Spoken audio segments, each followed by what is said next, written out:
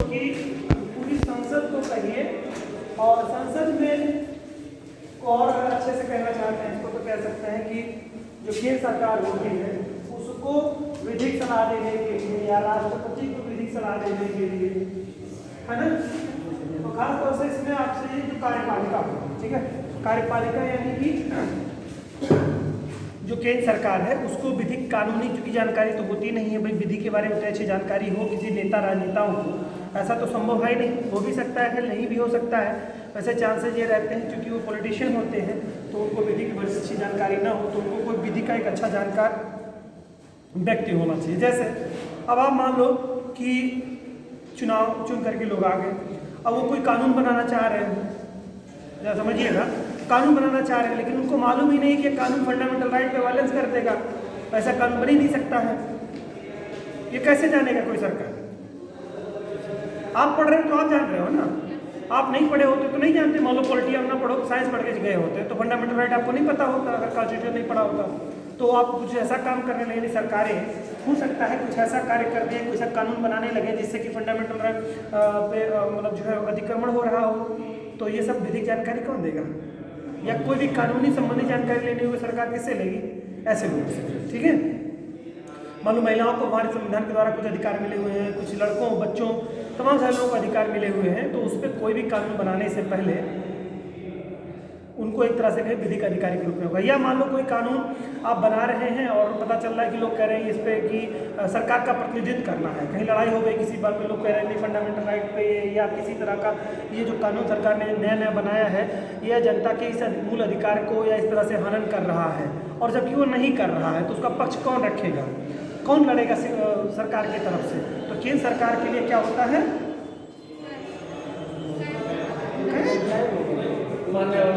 महान्यायवादी है, attorney general तो पढ़ाए हम लोग ना। प्रथम विधिक अधिकारी होता है, वो जाकर के उसमें केस लड़ेगा, उसमें प्रथम विधिक अधिकारी होगा। उसी तरह से स्टेट सरकार जो राज्य सरकार होगी, यह जो कानूनी कोई इसका पेश फंसेगा तो कानूनी लड़ाई मुकदमा सरकार की तरफ से मुकदमा कौन लड़ेगा? महाधिवक्ता लड़ेगा, जिसे एडवोकेट जनरल कहते हैं। जैसा कि आप देखेंगे कि इससे पहले जो बसपा राजनीतिक पार्टी जो है, इसके जो सतीश चंद्र मिश्रा जी हैं, उस समय में आज के लगभग 20 साल पहले ये जो क्या हुआ करते थे, ये स्टेट के महाधिवक्ता थे, ठीक है, एडवोकेट जनरल थे।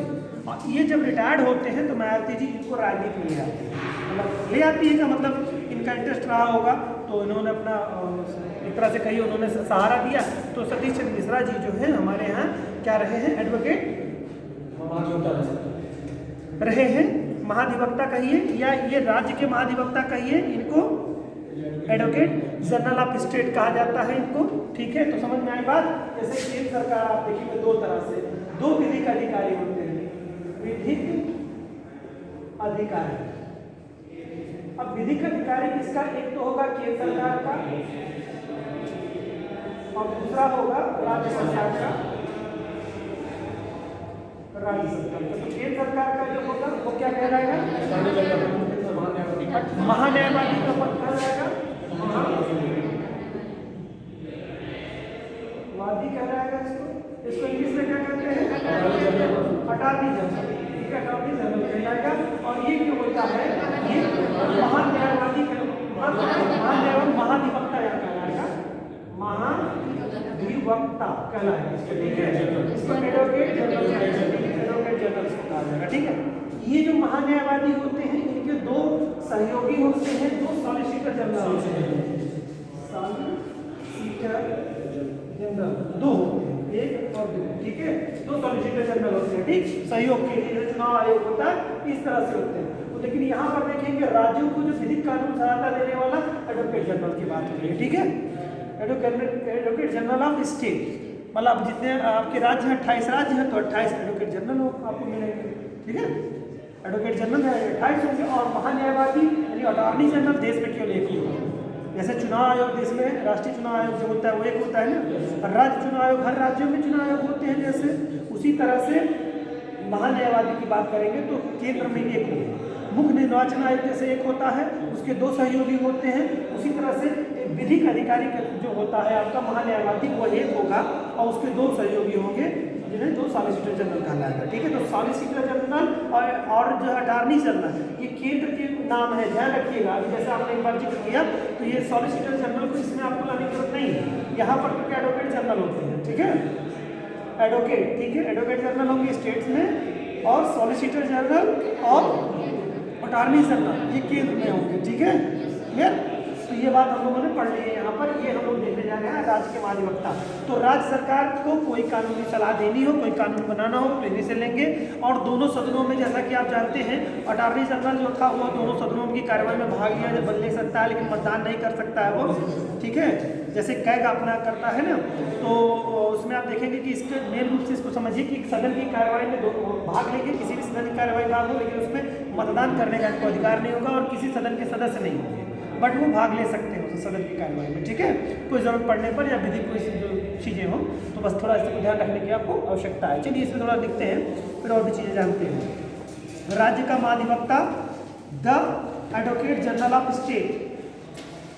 लिखिए इसे बच्चों, जिस प्रकार संविधान द्वारा भारत सरकार को विधिक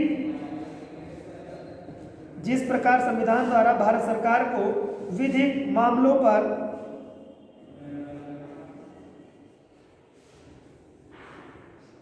सलाह देने के लिए, विधिक मामलों पर सलाह देने के लिए आर्टिकल, विधिक मामलों में मैंने भी आपको बताया, विधिक मामलों पर राज्य सरकार को सहायता देने के लिए एडवोकेट जनरल और विधिक मामलों पर केंद्र सरकार को सहायता देने के लिए अटॉर्नी जनरल। तो वही है आर्टिकल 76 के तहत भारत के महान्यायवादी, ठीक है, अटॉर्नी जनरल का प्रावधान किया गया है। ठीक उसी प्रकार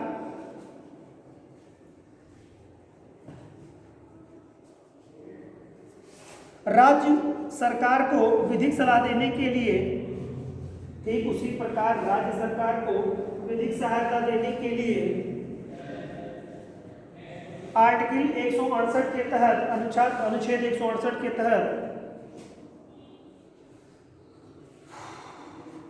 अरे सॉरी 165 के तहत, 165 के तहत, 165 के तहत महाधिवक्ता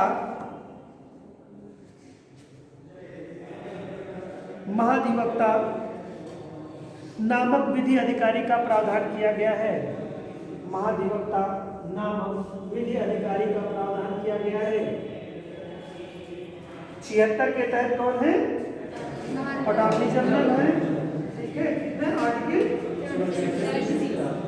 76, ठीक है, इसके तहत महान्यायवादी आपके हैं। अटॉर्नी जनरल से कहा जाता है आर्टिकल 165 165 के तहत महाधिवक्ता है राज्यों को विधिक सलाह देने के लिए, है ना। जैसे जब कोई व्यक्ति बड़ा हो जाता है, जैसे बहुत बड़ा कोई फर्म चलाता है, तो उनके एक विधिक सलाहकार और एक अकाउंटेंट होते हैं। छोटे व्यापारी जब रहते हैं तो मुनीब जी रहते हैं आपका, छोटी दुकानें जब रहती हैं तो मुनीब जी रहते हैं, वो मुनीब जी आपका लेखा जोखा रखते हैं। या छोटी और दुकानें होती हैं तो उनके यहाँ अकाउंटेंट रहता है, तो अकाउंटेंट उनके यहाँ डेली काम नहीं करता। कुछ छोटे जो शॉपकीपर्स हैं, दुकानदार हैं, उनके यहाँ अकाउंटेंट मतलब वीकली या मंथली आकर के विजिट करके महीने भर का आंकड़ा उनको दे देता है कि कितना इन्होंने खरीदा और कितना परचेज सेल किया, सेलिंग परचेजिंग बता देता है। लेकिन बड़े जब दुकानदार हो जाते हैं तो उनका क्या होता है कि अकाउंटेंट अस्थायी होता है जो डेली उनका आंकड़ा रखता है, क्योंकि कई लाखों का टर्नओवर परचेजिंग और सेलिंग होती है, तो इस नाते डेली उनको रखना पड़ता है, बड़ा हिसाब किताब उनका रहता है।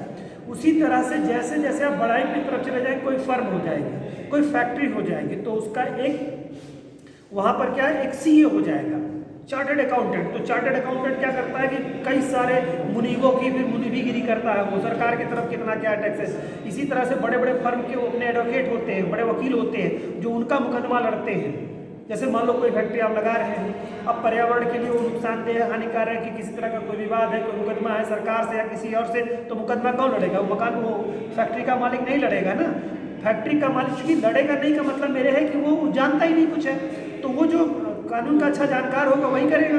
उसी तरह से हमारी जो सरकारें होती हैं, जो कानून की वो अच्छी जानकार तो होती नहीं है, तो कानूनी जानकारी को शासन संचालन सही ढंग से वो चला पावे, सुचारू रूप से वो शासन संचालन चला पावे, इस नाते उनको बड़े बड़े पदों का सृजन किया गया। जैसे उनके लेखा जोखा का हिसाब रखे तो कैग रखेगा, उनको कानूनी सलाह देने के लिए एडवोकेट जनरल राज्यों में और केंद्र में जो है अटॉर्नी जनरल आपका उसकी मदद करेगा। समझ रहे हैं बात को? तो ये बड़े बड़े पद हैं जिससे कि वो अपने कार्यों का संचालन बेहतर तरीके से कर पाए, क्योंकि उनको तो कोई जानकारी होती नहीं है इस रूप में, तो उनको विधिक जानकारी पूरी एक तरह से कहिए एक संरचना हो। जैसे आप डीएम बन के आएंगे, मान लो आपको किसी जिले का डीएम बना दिया जाएगा, जब आप यूपीएससी क्रैक करके उस मानकों को पूरा करेंगे तो वहाँ जा करके आपको पूरी संरचना बनी होती है ना, उसी संरचना को आपको कार्य करना होता है ना। ऐसा तो है नहीं कि आप जाओगे तो संरचना बनाओगे कि डीएम एसडीएम्स की नियुक्ति करोगे, क्लर्कों की नियुक्ति करोगे, ऐसा तो है नहीं। स्वास्थ्य विभाग बनाओगे, न्यायपालिका बनाओगे, सब कुछ बना संरचना रहती है, उस पर जाकर के आप काम करने लगते हैं। जैसे आपको कोई कानूनी सलाह लेनी होती है तुरंत उनको बुलाते हैं, कोई मेडिकल संबंधी सलाह लेनी है सीओ साहब को बुला लेते हैं आप,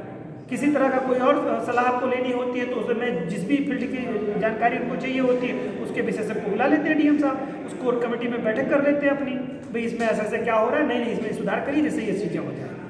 जैसे हमारे कोविड कैसे दौर हो रहा है तो डीएम साहब क्या करेंगे, डीएम साहब तो मान लो मेडिकल फील्ड से जुड़े ही नहीं है, तो अब उनको तो डॉक्टरी तो कुछ आती नहीं है, उनको क्या मालूम कैसे क्या हो जाएगा। उनको बहुत सामान्य सी साइंस की जानकारी होगी कि भैया ऐसे ऐसे है, ये फंगस ऐसे ऐसे फैलता है, लेकिन डॉक्टर लोग तो उसमें विशेष उस पर करेंगे ना, तो डॉक्टर्स की टीम को बुला लेंगे, अपने हायर कर लेंगे, सीएमओ को बुला लेंगे। अब सीएमओ महिला, सीएमओ जो है डिस्ट्रिक्ट हॉस्पिटल जो भी हो जैसे जैसे उनको टीम बुला लेंगे, अब उसमें कंसल्ट कर लेंगे भाई सर इसमें क्या होना चाहिए, तो डॉक्टर लोग अपनी राय देंगे सर ये ऐसे ऐसे ये चीज़ें हैं, तो डीएम साहब कहेंगे ठीक ठीक ये ऐसे है, इसमें ऐसे सुधार कर लीजिए, ये चीज़ें ऐसे हो जाएंगी, ठीक है। मतलब ये क्या छूने से फैलेगा क्या, अब तो कोविड हम लोग इतना जानने लगे, टीवी बताने लगी ना, लेकिन ये पहले हम लोगों को नहीं पता था ना।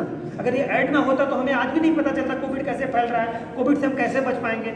वो तो सरकार ने टीवी पे बता कर कितना बता दिया ना कि 6 मीटर और कितना बड़ा मास्क और कैसे क्या हाथ कितनी बार धुलना, ये सब टीवी बता रही है, लेकिन ये चीज़ें पहले नहीं पता थी ना। जब शुरुआती दौर में महामारी फैली होगी तो कैसे पता चला होगा, तो वो लोग जो डॉक्टर विशेषज्ञ होगा वही बता रहा होगा ना इसके ऐसे ऐसे इन्फेक्शन आ रहे हैं। तो वो क्या हुआ, डीएम साहब भी जान गए कि इसमें क्या क्या करना है, तो उन्होंने उससे सलाह ली, उसमें कुछ उन्होंने अपनी ओपिनियन दी कि नहीं देखिए इसको ऐसे करिए, क्योंकि एडमिनिस्ट्रेशन चलाने की जिम्मेदारी इनके पास है। डॉक्टर क्या करेगा, तो शोध करना जानता है, ऑपरेशन करना जानता है, बाहर का एनवायरनमेंट माहौल कौन मेंटेन करेगा, डॉक्टर तो केवल चीरना फाड़ना जानता है ना, मतलब केवल का मतलब वो बॉडी से संबंधित आपको देख पाएगा, एडमिनिस्ट्रेशन वो नहीं जानता ना।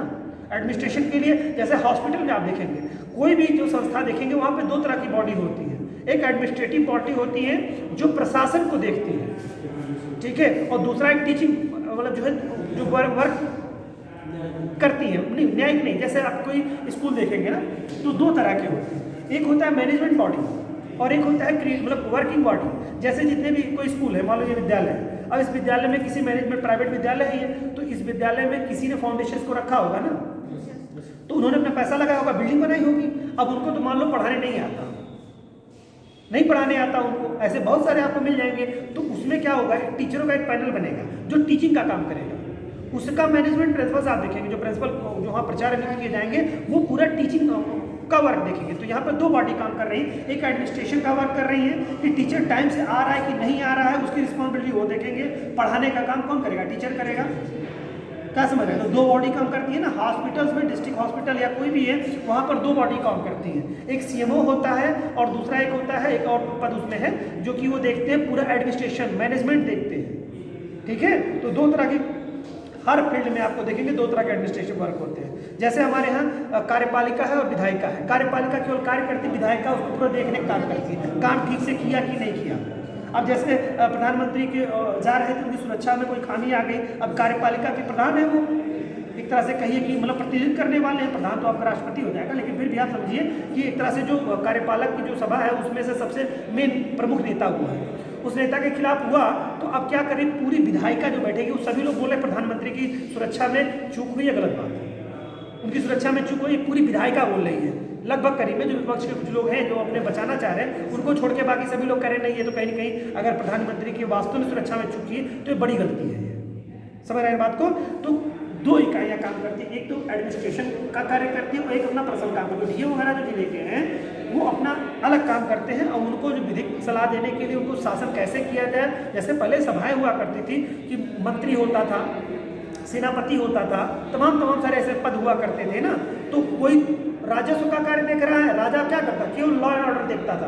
वित्त का काम वित्त मंत्री देखते थे, सेनापति जो होता था वो क्या लॉ एंड ऑर्डर का काम देखता था। जैसे जिले में आज के एसपी साहब क्या करते हैं, एसपी साहब वो लॉ एंड ऑर्डर की जिम्मेदारी उनकी रहेगी, वो उनकी रिस्पॉन्सिबिलिटी है कि कहीं कोई उपद्रव ना हो, कहीं कोई दंगा फसाद हो, एसपी को तुरंत डीएम साहब पुटअप करेंगे। दोनों सेम कैडर के ऑफिसर्स हैं, लेकिन मॉनिटरिंग की बात होगी तो डीएम साहब एसपी साहब को हायर कर लेंगे, बुला लेंगे उनको, ये क्या हो रहा है इसमें। हालांकि वो दोनों सब कच्छ अधिकारी होते हैं, लेकिन ये है कि पावर जो है मेन ऑपरेट करने की जो पावर होती है डीएम के पास होती है। वो डीएम चाहे तो एसपी को मतलब जो निर्देशित करेंगे एसपी साहब वही करेंगे। अब ये अलग बात अपना कॉज बताया, जैसे डीएम साहब कहीं कुछ कह रहे हैं तो एसपी साहब अपनी असमर्थता व्यक्त करेंगे, साहब हमारे पास फोर्स नहीं है, इसमें सर हम लोग ये नहीं कर पाएंगे। जो भी अपनी जो व्यवस्थाएं हैं तो उसके हिसाब से काम करते हैं, लेकिन पूरे जिला जो चलता है वो डीएम के इशारे पे चलता है, ठीक है। उसी तरह से कोई भी जो सिस्टम है उसकी पूरी संरचनाओं को इसी रूप में बनाया गया, कार्यपालिका को हमारे इसी रूप में बनाया गया है, विधायिका को हमारे इसी रूप में बनाया गया है कि वो किस तरह का कार्यक्रम का संचालन करेंगे। ये सब जो बॉडीज़ हैं ये कानूनी सलाह देने वाले हैं और तमाम सारे जो भी इकाइयाँ हैं वो इस तरह की मदद करते हैं, जिससे कि सिस्टम जो प्रोसेस जो बनाया गया है संरचना वो प्रॉपर वे में अपना काम करते हैं, ठीक है। तो ये विधिक अधिकारी साहब हैं। चलिए,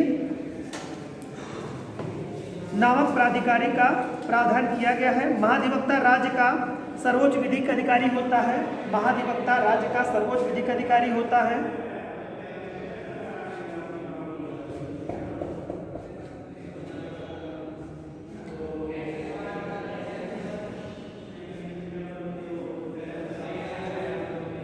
पैराग्राफ चेंज करिए। राज्यपाल किसी ऐसे व्यक्ति को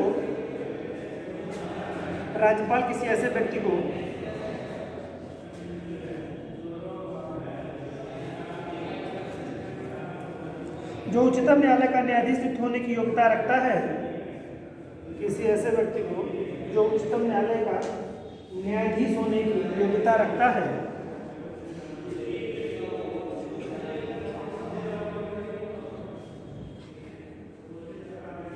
संबंधित राज्य का महाधिवक्ता नियुक्त कर सकता है, संबंधित राज्य का महाधिवक्ता नियुक्त कर सकता है।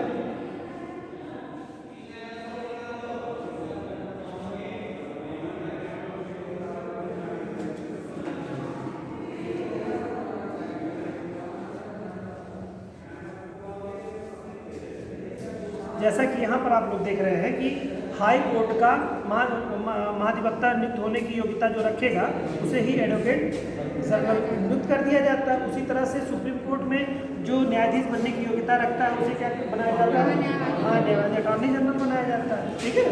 सुप्रीम कोर्ट के जज बनने की जो योग्यता रखे, ठीक है, किसकी योग्यता रखे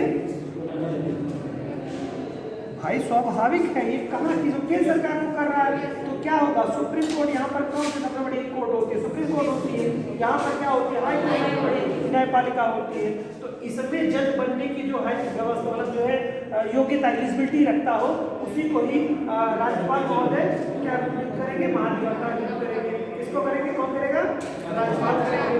उसी तरह से जो वह व्यक्ति जो महान्यायवादी नियुक्त किया जाएगा वह सुप्रीम कोर्ट का न्यायाधीश बनने की योग्यता रखेगा। जब तक नहीं रखेगा तब तक कौन नहीं नियुक्त कर पाएगा उसको, राष्ट्रपति महोदय नहीं नियुक्त कर पाएंगे, ठीक है।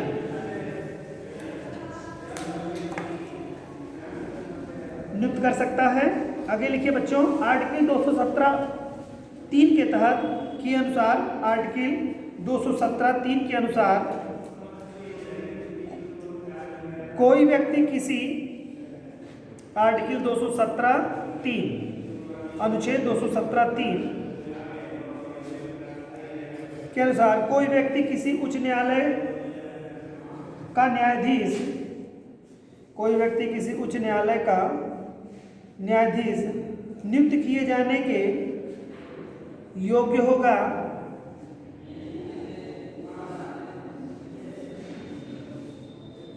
अनुच्छेद 217(3) के अनुसार कोई व्यक्ति किसी उच्च न्यायालय का न्यायाधीश नियुक्त किए जाने के योग्य होगा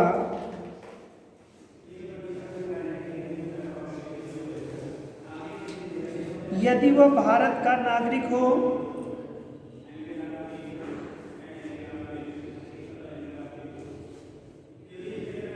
यदि वह भारत का नागरिक हो तथा कम से कम 10 वर्ष तक न्यायिक पद,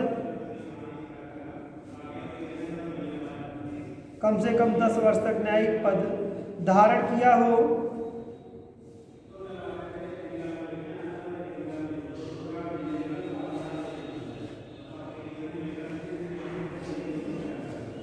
या कम से कम 10 वर्ष तक किसी, या कम से कम 10 वर्ष तक किसी उच्च न्यायालय में अधिवक्ता के रूप में कार्य किया हो,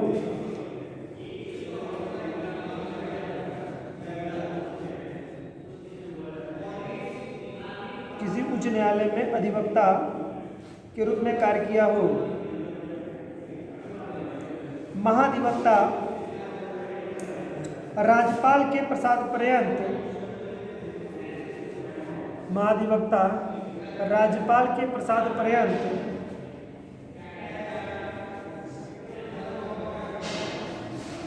अपना पद धारण करता है, अपना पद धारण करता है, अर्थात उसकी पदावधि नियत नहीं है,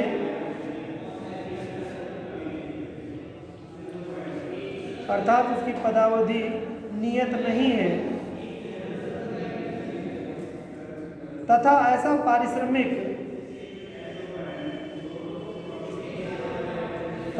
पारिश्रमिक प्राप्त करता है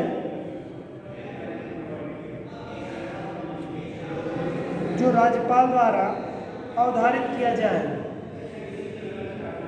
जो राज्यपाल द्वारा अवधारित किया जाए।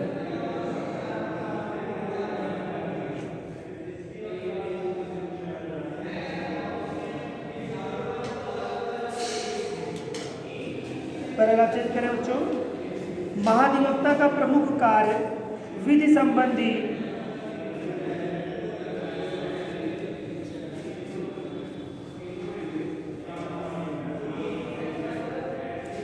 ऐसे सब विषयों पर राज्य सरकार को परामर्श देना है, ऐसे सब विषयों पर राज्य सरकार को परामर्श देना है जिस पर राज्यपाल उससे परामर्श मांगे, जिस पर राज्यपाल उससे परामर्श मांगे।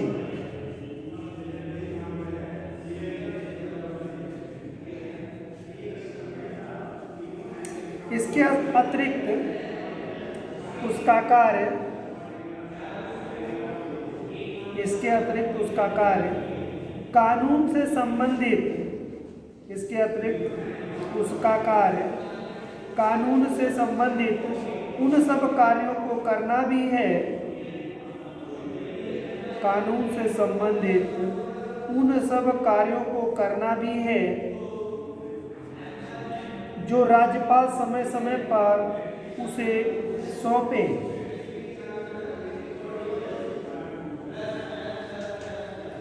जो राज्यपाल उसे समय समय पर सौंपे।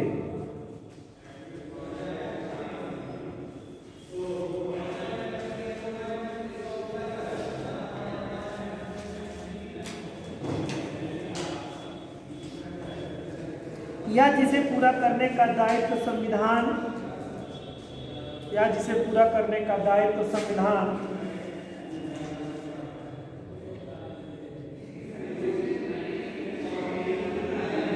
या किसी अन्य विधि द्वारा उसे सौंपा जाए, या किसी अन्य विधि द्वारा उसे सौंपा जाए।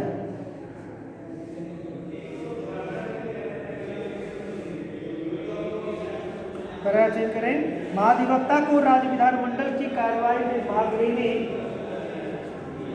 महाधिवक्ता को राज्य विधानमंडल की कार्यवाही में भाग लेने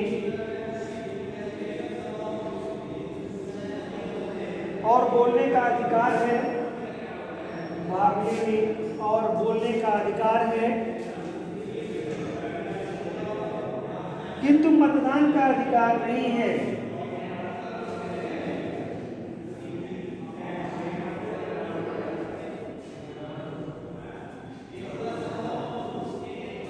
ये जो आपका आर्टिकल है, ये जो बात बताई गई है 177 में कहा गया, 177 में कहा गया, तो ब्रैकेट में आगे लिख लीजिएगा 177 के अनुसार, या आर्टिकल 177 के अनुसार उसे राज्य के किसी न्यायालय में सुनवाई का अधिकार प्राप्त है। उसे राज्य के किसी भी न्यायालय में सुनवाई का अधिकार प्राप्त है।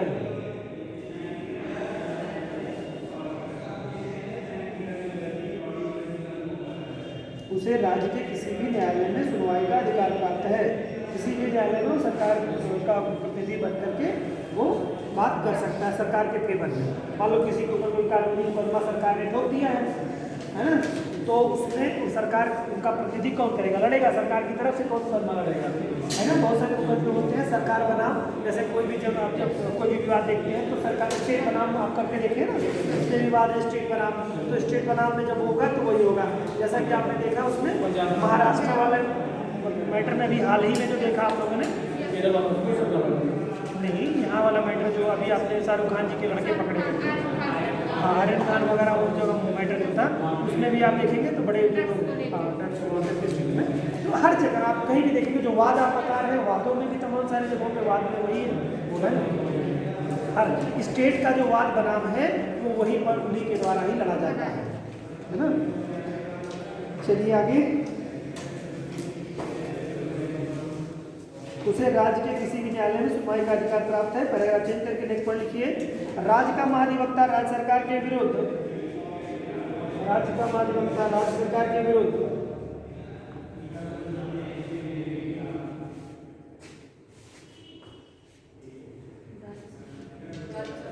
राज्य सरकार के विरुद्ध न्यायालय में आने वाले, राज्य सरकार के विरुद्ध न्यायालय में आने वाले मामलों में सरकार की ओर से पक्ष रखता है।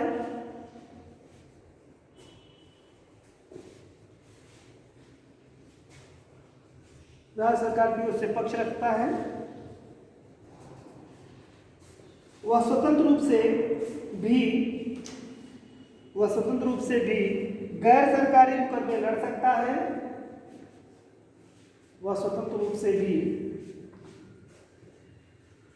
गैर सरकारी मुकदमे लड़ सकता है,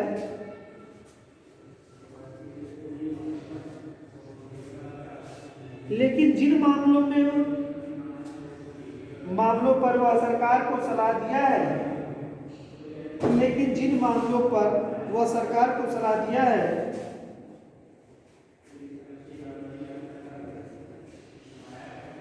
उन मामलों में वह सरकार के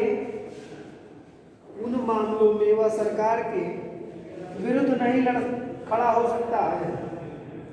उन मामलों में वह सरकार के विरुद्ध नहीं खड़ा हो सकता है।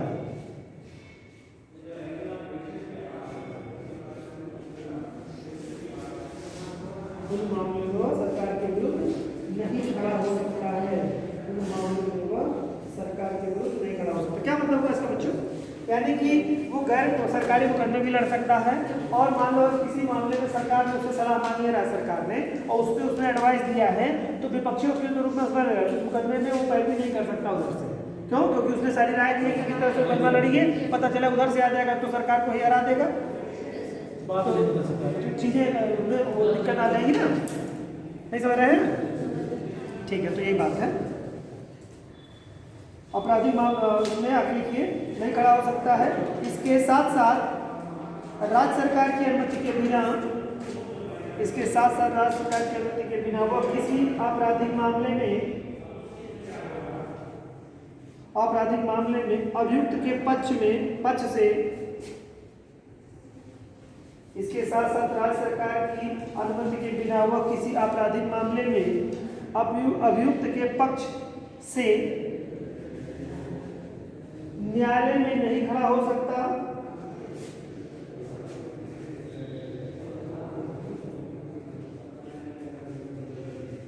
और न ही किसी निजी कंपनी के निदेशक का पद धारण कर सकता है, और न ही किसी निजी कंपनी के निदेशक का पद धारण कर सकता है।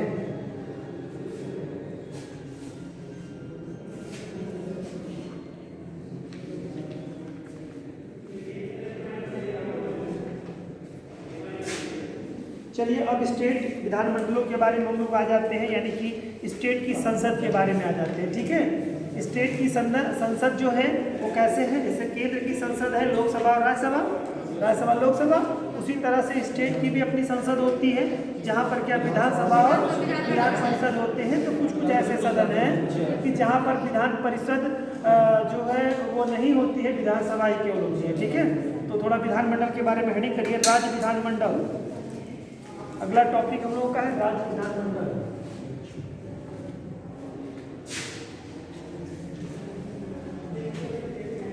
राज्य विधानमंडल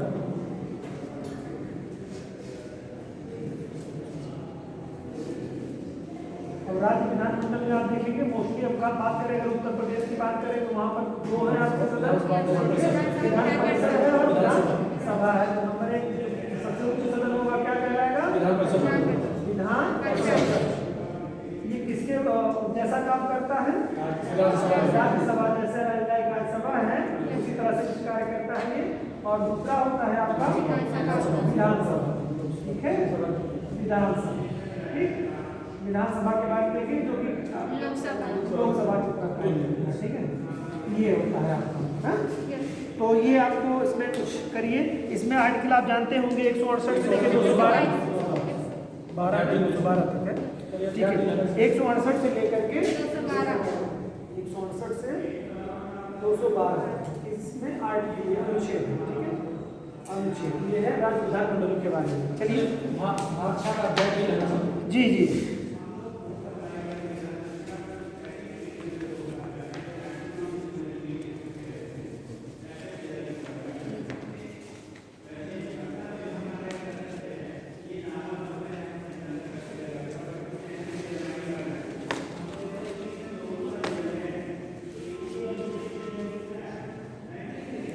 कार्यपालिका का हम लोगों ने जिक्र कर लिया, यानी कि 2 अध्याय हम लोगों के हो चुके हैं। अभी अगला हम लोगों का अध्याय 3 है और इसके बाद में राज्यपाल की विधायी शक्तियाँ होंगी अध्याय 4 में। ये अगर आप देखना चाहें तो राज्य सरकार में राज्य सरकार का, ठीक है, जो हम लोग पढ़ रहे हैं राज्य विधानमंडल के भाग में 213 नहीं भाग 4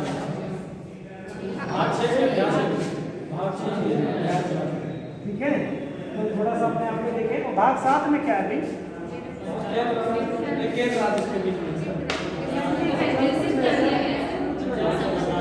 आप अनुसूची में चले गए।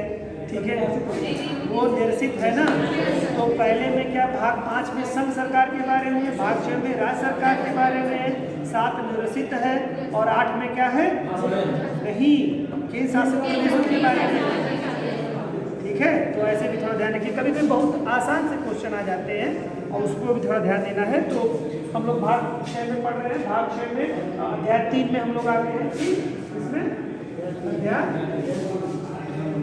3। ठीक है, अध्याय 3 में हम लोग हैं, इसमें हम लोग राज्य विधानमंडल है। इसके बाद हम लोग पढ़ेंगे क्या, अध्याय 4 हम लोग पढ़ेंगे। अध्याय 4 में हम लोग देखेंगे क्या, जो राज्यपाल की अध्यादेश जारी करने की शक्ति, वहाँ पर हम लोगों ने क्या राष्ट्रपति के अध्यादेश जारी करने की जो शक्ति थी वो देखा था। यहाँ पर हम लोग राज्यपाल के अध्यादेश जारी करने की शक्ति देखेंगे। समझ आ रहा है ना बच्चों? चलिए आगे थोड़ा पढ़े रहेंगे तो ही आपको अच्छे से समझ में आएगा, अन्यथा थोड़ी असुविधा हो सकती है।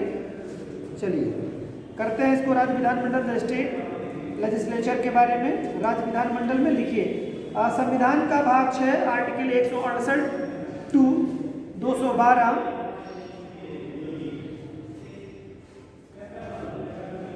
संविधान का भाग 6 अनुच्छेद 168 से 212 राज्यों के विधानमंडल के बारे में है, राज्यों के विधानमंडल के बारे में है।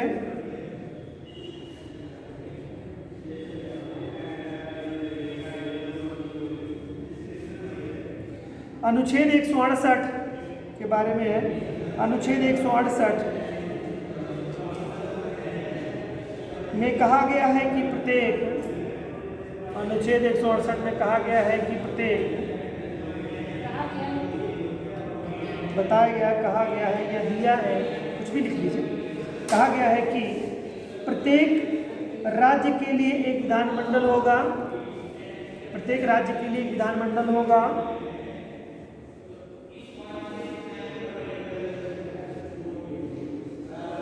जो राज्यपाल तथा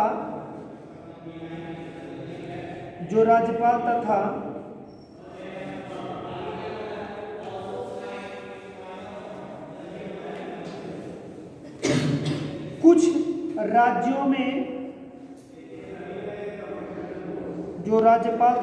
राज्यों में दो सदनों से व अन्य राज्यों में एक सदन से मिलकर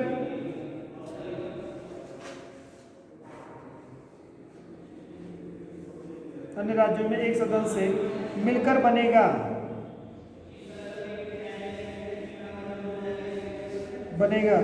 जिन राज्यों में विधानमंडल के दोनों सदन होंगे या दो सदन होंगे,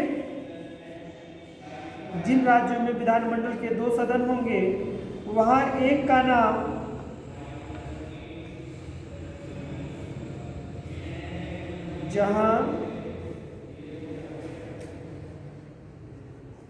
जिन राज्यों में विधानमंडल के दो सदन होंगे, वहां एक का नाम विधान परिषद, जिसे लेजिस्लेटिव काउंसिल कहते हैं इंग्लिश में, तथा दूसरे का नाम विधानसभा, जिसे लेजिस्लेटिव असेंबली कहते हैं। यहाँ पर क्या लेजिस्लेटिव दोनों में रहेगा, एक होता है काउंसिल जिसे परिषद कहा जाता है, और दूसरी असेंबली जिसे सभा कहा जाता है। ठीक है, विधानसभा होगा। अतः राज्य विधानमंडल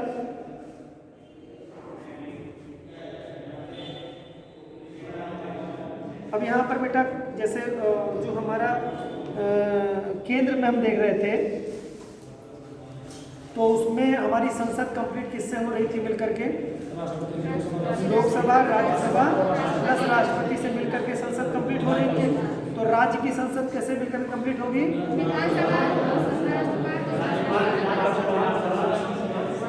देखिए, इसमें भी वही सेम कंडीशन होगा। अगर आपकी मतलब जो है असेंबली और काउंसिल दोनों है, तो असेंबली प्लस काउंसिल प्लस राज्यपाल।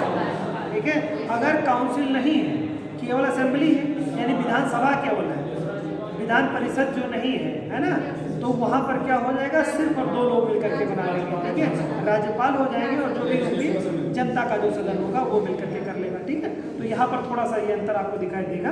बाकी वहाँ पर राज्यसभा लोकसभा प्लस राष्ट्रपति मिलकर के संसद बनी। उसी तरह से राज्य की जो कार्यपालिका कंप्लीट होगी वो विधान परिषद और विधानसभा प्लस राज्यपाल। ठीक है, वही बात हम लोग करने जा रहे हैं आगे। तो राज्य विधानमंडल राज्यपाल और एक सदन वाले राज्यों में राज्य विधानमंडल राज्यपाल, राज्य विधानमंडल कामा राज्यपाल। विधानमंडल का मतलब जान रहे हैं, दोनों सदन आ गए ना। ठीक है, तो यहाँ पर क्या कह रहा है, यही बात बता रहा है, वही जो मैंने आपको बताया कि विधानमंडल तो यानी कि legislative council and legislative assembly plus राज्यपाल, ये होगा। यही बात यहाँ पे कह रहा है। तो वहाँ पर लेजिस्लेटिव असेंबली और काउंसिल ना कह करके विधानमंडल सीधे कह दे रहा है। ठीक है, तो राज्य विधानमंडल कामा राज्यपाल और एक सदन वाले राज्यों में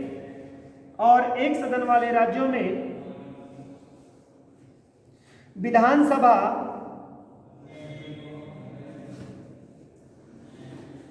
एक सदन वाले राज्यों में विधानसभा व दो सदन वाले राज्यों में विधानसभा एवं दो सदन वाले राज्यों में विधानसभा और विधान परिषद से मिलकर बनता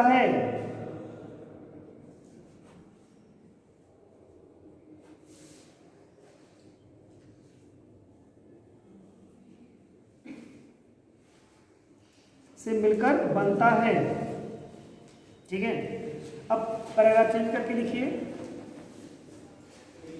अच्छा बताइए कि जो स्टेट्स आपके हैं 28 स्टेट्स वर्तमान समय में और 8 आपके शासित प्रदेश हैं, तो इसमें कितने ऐसे स्टेट्स हैं जिनकी डबल असेंबली है? जम्मू एंड कश्मीर को हटा दिया गया तो 6 हो गए। इसके पहले जब था 7। ठीक है, तो उनके बारे में हम लोग जिक्र कर ले, क्योंकि आपको मालूम होना चाहिए कि हमारे कौन कौन से स्टेट हैं जिसमें डबल असेंबली के बच्चा बताया तेलंगाना। ठीक है, ये आपके बहुत इजी है। ठीक है, लिख लीजिए। वर्तमान समय पैराग्राफ चेंज करके लिखिए। वर्तमान समय में कुल 6 राज्य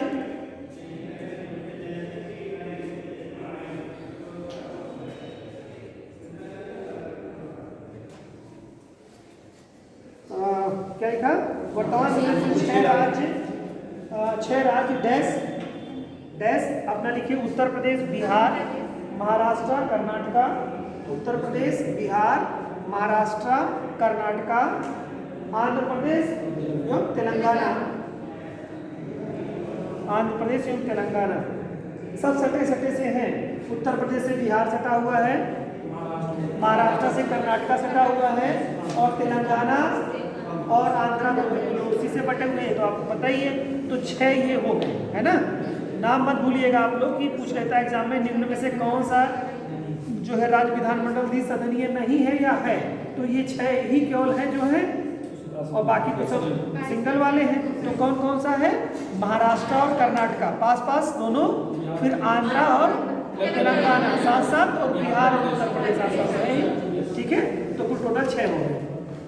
तो ऐसा भी है जिसको याद ना हुआ हो, यानी बिल्कुल सही है, अच्छी बात है। ठीक है, आगे चलते हैं। इसके अलावा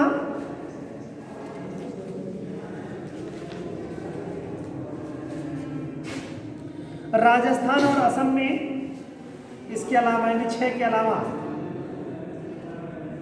राजस्थान और असम में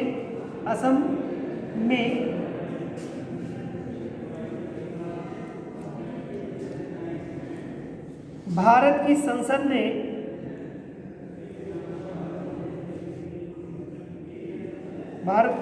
ने स्वयं की विधान परिषद बनाने की मंजूरी दी है। राजस्थान और असम में स्वयं की विधान परिषद बनाने की मंजूरी दी है, तथा शेष सभी राज्यों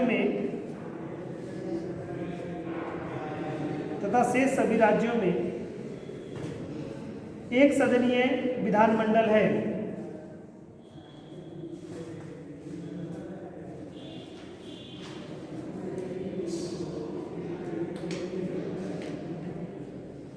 पैराग्राफ चेंज करें, लिखें।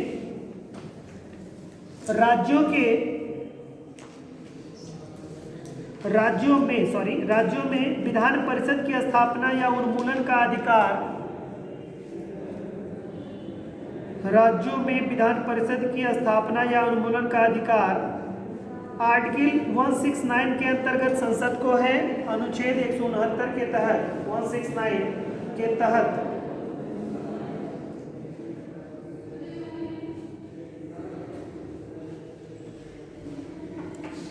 यानी कि किसी राज्य में विधान परिषद गठित करने के लिए संसद अगर चाहे तो अनुच्छेद 168 के तहत परमिशन दे सकती है। जैसा कि आपने देखा राजस्थान और असम में क्या किया, संसद ने परमिशन दे रखी कि भाई आप लोग अपना विधान परिषद बना लीजिए, चाहे तो बना सकते हैं अपना।